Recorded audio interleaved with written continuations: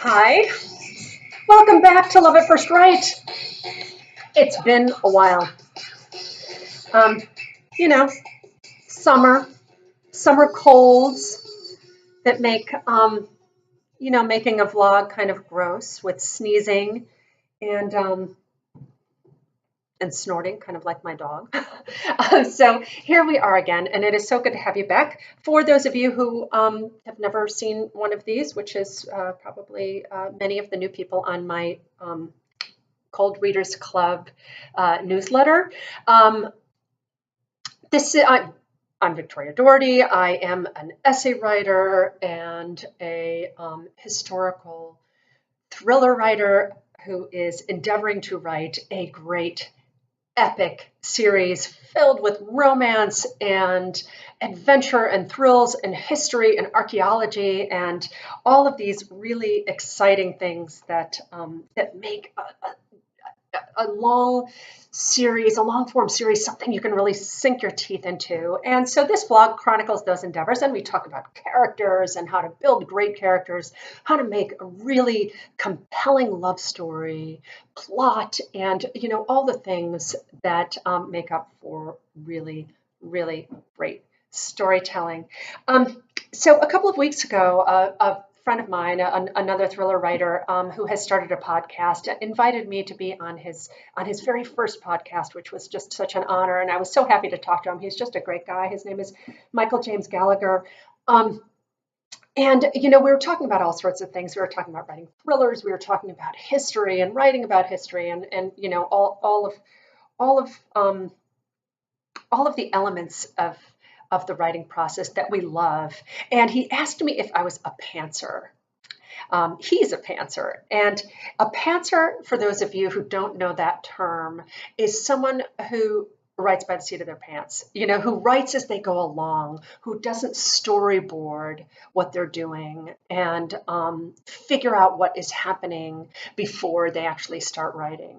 And, and that's a question that writers often ask one another. So it's not as if I wasn't prepared for it, but at the same time, somehow it felt like I was hearing the question for the first time, because I realized that I am somewhere between a pantser and a plotter, which is kind of odd. And I also realized that I often am a pantser from the opposite direction, which is not always, but it's a little weird. Sometimes I start with the future.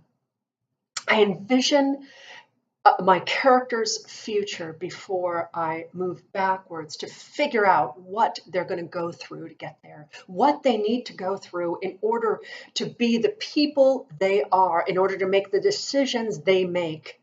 Once you're heading towards the tail end of the story, when things really come together and when the stakes just become enormous. I think that one of the reasons that I do this is because I have often found myself, as I'm pantsing through a story, getting to a place, where I often have some idea actually of where I'm going really towards the end, where I think, here's where I'd like this character to end up if they're still alive. But I have found myself getting to a place where once I get there, I look back and I think, well, now I've got to go back and edit, because I don't think that I connected all those dots. I don't think that I actually brought that character to that place with the experiences that I gave them. So it has been very helpful to me to imagine, once I imagine who they are at the end, the decisions that they make at the end, it suddenly gives me all sorts of ideas about how they got there, the trials and tribulations, the horrors, the beauty and the magic, all of the things that made them who they are. And my husband and I were talking about this movie, The Lion in Winter, which is based on a play of the same name. God, it's an old movie. It's from 1968. It stars Katharine Hepburn and Peter O'Toole, and I think it's Anthony Hopkins' first big movie role. I mean, it has all of these really incredible people in it, and it's about King Henry II in like, oh, I don't know, the 12th century or something like that, and all the sort of royal intrigues. Well, yes, that's going on in his court, but mostly what's going on in the family. And it's called The Lion in Winter because this is at the end of his life, the end of his marriage to Eleanor of Aquitaine. And he already has a mistress, and he has Eleanor of Aquitaine. He's imprisoned her, and she's on leave because it's Christmas. They're letting her out of prison. And she is trying to convince him to make Richard the Lionhearted, who is her favorite son, the heir, and his mistress is trying to convince him to kill his sons. I mean, it's just this incredible story of a family, of love, of power, of anger, of grievances, and it is absolutely incredible. And it's fascinating precisely because you are seeing this family at the end, and yet you can so envision how they got there, for one, because it's just so beautifully written. But and then, you find out certain certain elements of it, of course, as the story unfolds. But it has one of the best endings that that I've ever seen in a story. And at the end, after all of these really emotional scenes, some of them quite awful. They do some really awful things to each other, very painful things to each other. But at the end, Eleanor of Aquitaine gets on her barge to go back to prison, and she and her husband are just laughing.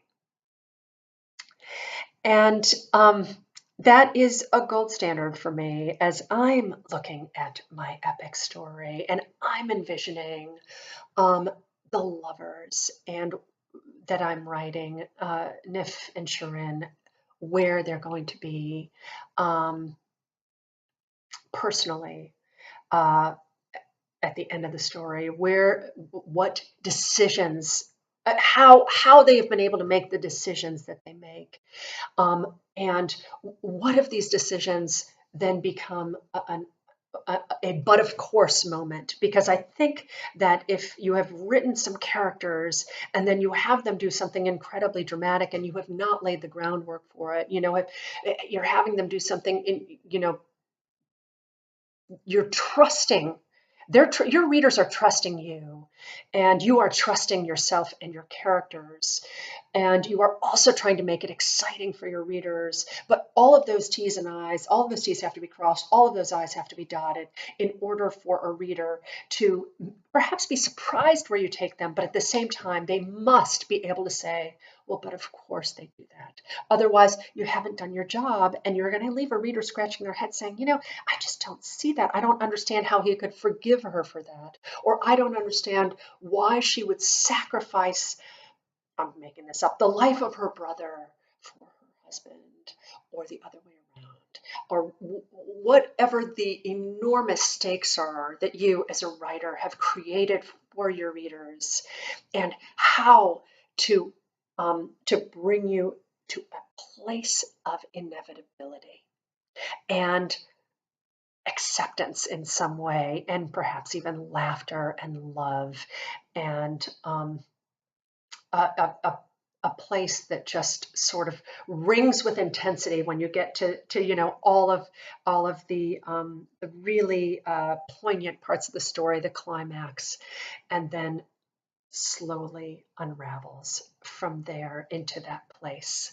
of but of course, which can only happen at the very end, because that's where you have wound up the story. So this is what I'm grappling this week, and I would so love to hear from you. I also want to tell you about what I've been posting on Patreon the last couple of weeks. I keep getting corrected the way I say it. I always want to say Patreon, but it is Patreon. I have posted, several deleted scenes and chapter excerpts on Patreon the last few weeks, but I have also posted, most recently, a fictionalized account of a true story my grandfather told me. Now, it is not for the faint of heart. It is a story that actually happened to my grandparents during the so-called Russian liberation of Czechoslovakia at the end of World War II. And It's powerful. So if you are interested, please visit me on Patreon for as little as $1. You know, you have access to really uh, meaningful and original material, and it's just a great way to support an artist whose work you like. Um, and also, if you have stumbled upon this and you are interested in joining my Cold Readers Club, please go over to Amazon and download a free copy of Welcome to the Hotel Yalta, which is a book of 6 intertwined Cold War noir short stories that I think you'll really enjoy. And right in the cover, you'll be able to find a way to get on my mailing list on the Cold Readers Club, and we just have a really great time, and we talk about art and love and grief and war and gratuitous violence and sublime violence, and the same when it comes to love scenes and sex scenes and all that stuff. So we go there. Thank you, and see you next time.